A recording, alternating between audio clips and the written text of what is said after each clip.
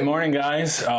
We're just going to do a quick video on 5 lessons that I've learned in the concrete business, and it's going to be focused on 5 of our, I would say, failures or biggest mistakes. The first one I want to hit on is trying to do everything yourself. So when you start, it's very common that you are doing everything yourself. So like, for example, with concrete, starting out, you're doing the Facebook post, you're messaging the customers back and forth, setting the estimate times, typing up the estimates, scheduling the work, ordering materials, doing the labor, sending the invoices.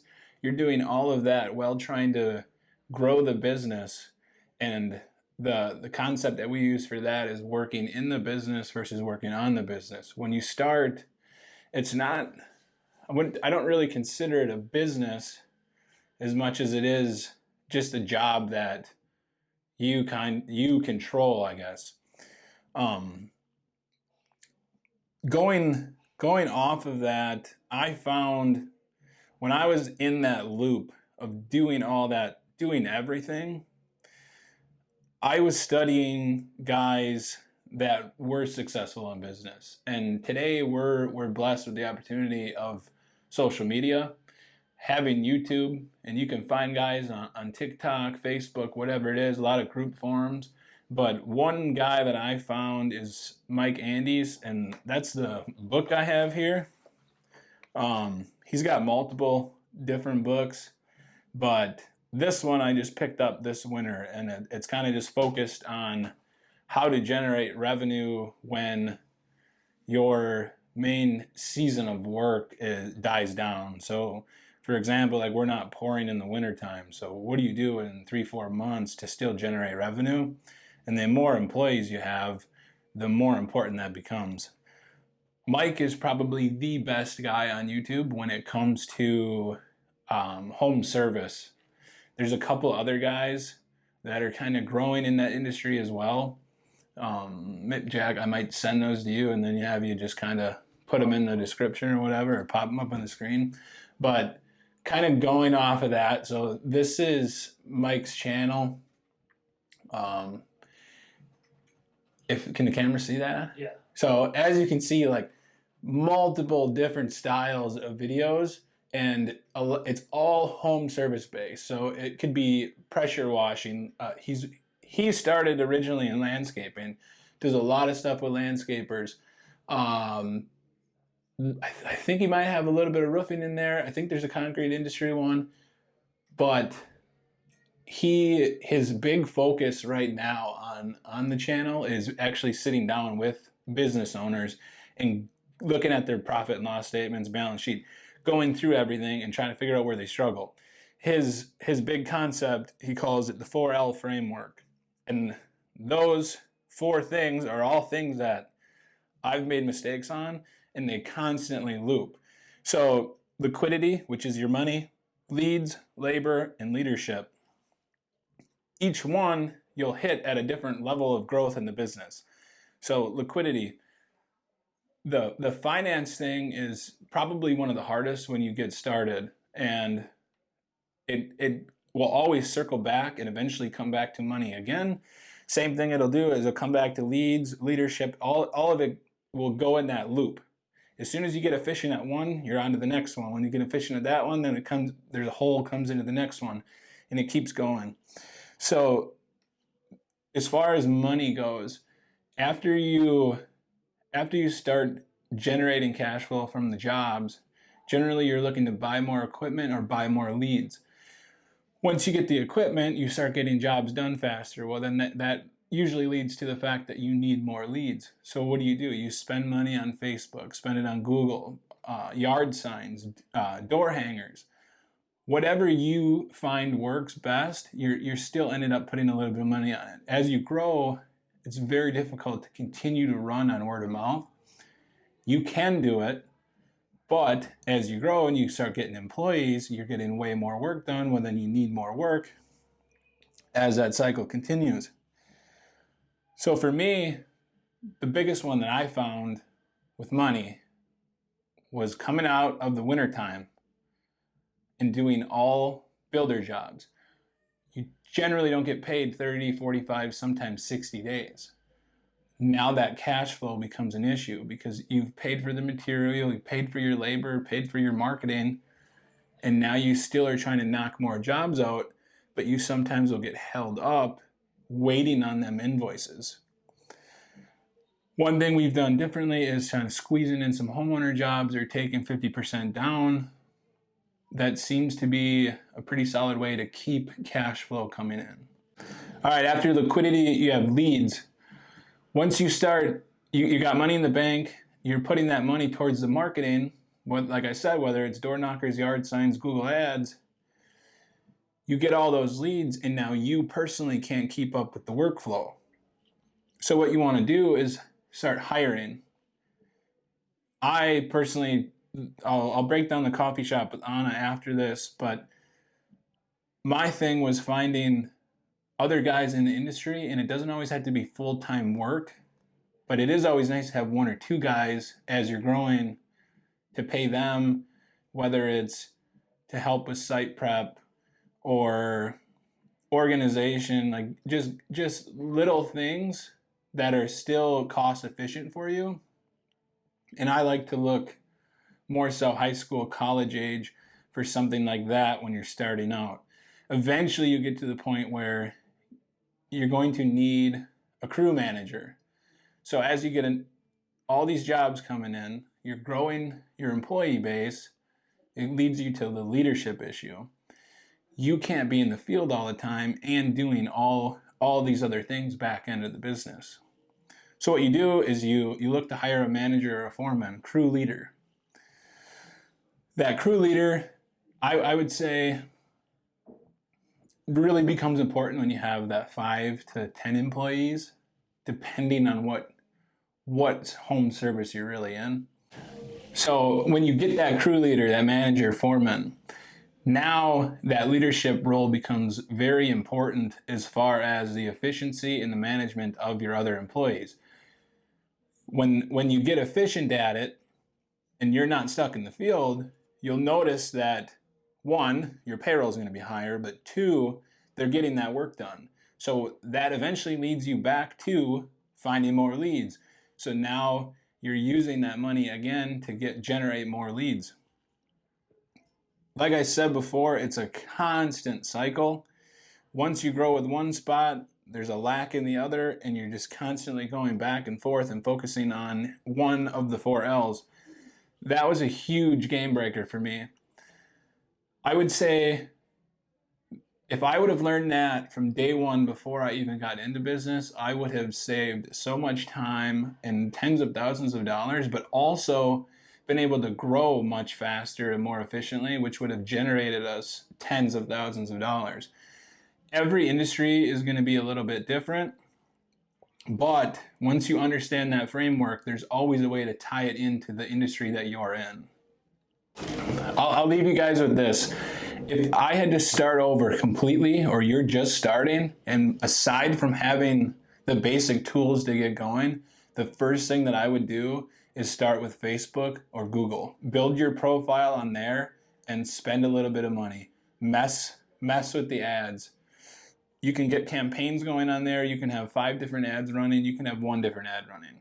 But spend at least $200 a month and start generating leads. I think that has been one of the biggest contributors into the growth that we've had, and I think that's a thing that a lot of people are afraid of, especially old school, where they're just used to the word of mouth or people driving by and seeing their sign.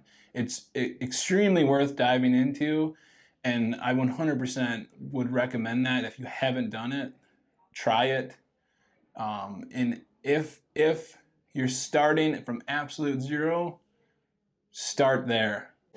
All right, so I broke down the concrete business for you guys, and now Anna and I are going to point out the 5 biggest mistakes we made with the coffee shop. Mm-hmm. And not to toot our own horn or make it seem like we didn't have a lot of mistakes. We definitely did, but we were definitely able to limit the mistakes.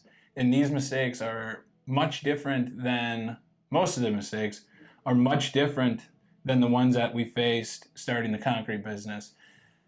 That started a handful of years prior to this, which gave us a lot of time of research and learning and just going through the motions to make the mistakes.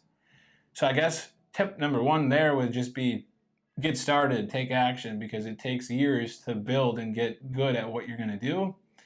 And going off of that, mistake number one with this was money or credit history. And I mentioned that previously, so I hope you understand the importance of the credit or money.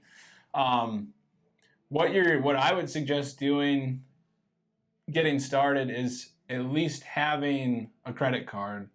I think a lot of people are afraid to use a credit card, but that has a huge impact when it comes to trying to buy inventory, equipment, or the real estate for you to get started.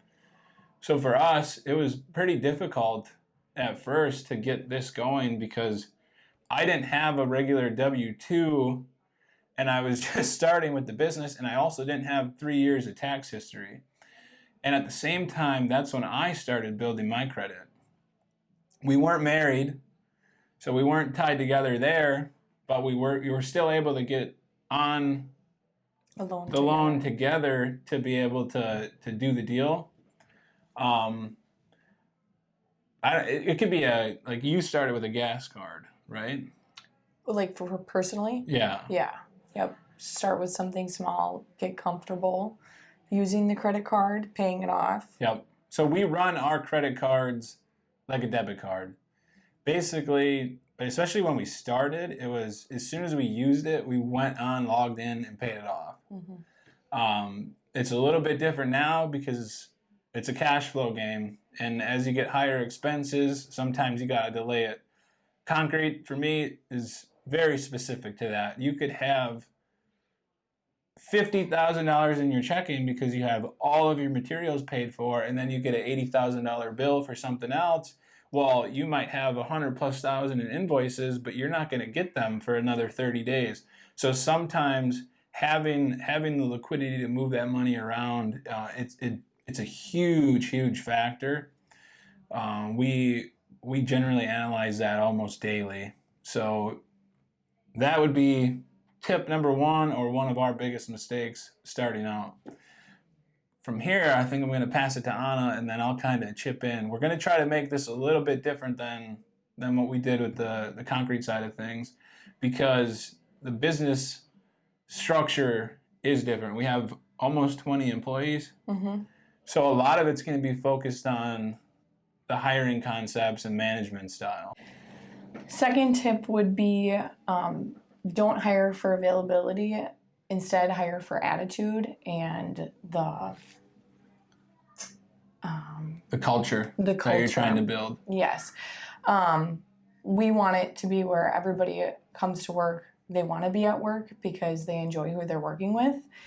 And when you're desperate for help and you're just looking to fill a shift, you might be tempted to hire for the availability aspect instead of somebody who's actually going to flow with the culture. Skills can be taught, but the attitude can't. Yeah, going off of that, you can build to a point of people understanding the culture that you're trying to build, but one bad apple mm-hmm. will totally ruin that culture and can potentially ruin customer experience. Mm-hmm. And to us, the customer experience is a major factor in how we've built our brand. Another tip I would give is don't underprice your products. I think we started out, our goal was to sell more cups of coffee. We want people to feel like they can come in every single day instead of treat themselves once or twice a week. And we did account for that, but now that we're re-looking at things, I think we severely underpriced. And now the jump that we're going to have to make is a lot bigger than I would like it to be when you raise prices.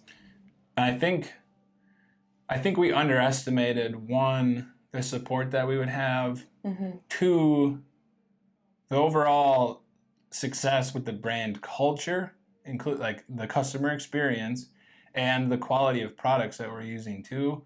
We're not using the, I would say, bulk beans maybe that Or most of these common shops are using. cheap milk. We Yes. use the quality milk. So our overall products are more expensive too. And at the same time, we're getting a lot busier. So our payroll expenses are getting a lot higher too. And that's something that we kind of tried to plan for, but you can't always plan for that. Like, the growth can come fairly quickly, and it's just something that and that's why looking at your numbers is so important, because you're constantly having to adjust, not just economically with how things are changing, but also in the experience that you're providing and what the value that you can get to people. Well, that's worth something, because not using cheap things, that costs money, but people are willing to pay for that. They're not going to support you because we're the cheapest. They're supporting us because we're worth it. Yes. Another thing with underpricing and just making sure you're putting the right price out there is accounting for all the costs that go into it. There was a lot of things that we might not have considered, even just the water to electric bill, the overhead costs of having the shop open. We worked in the price of the ingredients, but thinking about all the other things that go into having the shop open and accounting for that. All right. The last mistake that I'd like to go over is chasing every opportunity. When we first started, we wanted to take anything and everything, any opportunity or idea that came our way in between baby showers and when we got the trailer running, going to every event that wanted us there. But that's not going to help us grow if we're needed somewhere else more. We found very quickly that not every event is successful. So I take a lot more time to kind of, I don't want to say weed out, but analyze what opportunities are going to. And I think that's important too, because not only is it something that potentially costs you money, but it also is a reflection to the customers that are there. And if they notice that it's kind of slow, there wasn't a lot of people attracted to it, that kind of reflects on your brand, not purposely that you might be not popular or people don't want it, but if you're 20 miles from a population and there's only going to be 30 people at the event, it's going to look very slow, and people might draw the conclusion of, well, not a lot of people liked it or something in that sort. And maybe we're overthinking that, but I think we've definitely noticed that by going to specific events, there's a lot of rave about people talking about us being there and the quality of things. So that's what you want. You're using the events not only to support the people that are there or paying for that, but it's also marketing too. So it's kind of the efficiency on your time and your marketing dollars, where you get more word of mouth, and that's free, if you want to call it. So that kind of hit on the trailer events, and back to, I mentioned like baby showers and bridal showers. We originally started doing rentals of the shop while we were open on the weekends, and I very quickly realized that not only did that take away from the customer experience of customers coming in, but it also took away from our staff, and it kind of burnt them out by trying to keep on top of things.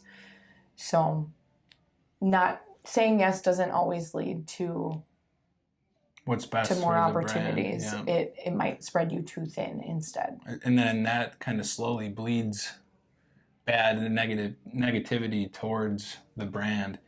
And I've kind of hit on that before, but I'll add to that with concrete. It's the same thing. You don't need to take every single customer.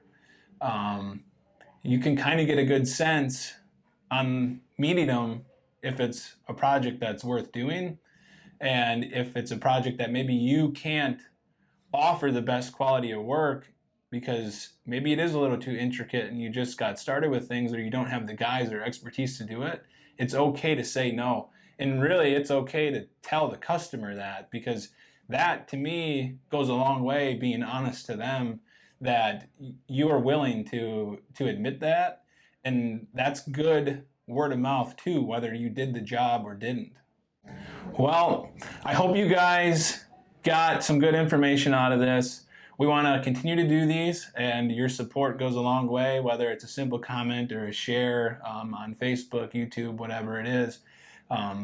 Feel free to follow us on Facebook, TikTok. The girls do a lot of fun, goofy things on there. YouTube for sure. Subscribe. We'll keep this going to you guys. We have a lot of new things coming up that we're excited to share with you guys. A lot different than what we have going on currently. And I think that'll, one, just be interesting to watch everything come together, but also two, might help you with something that you're potentially in or looking to get into.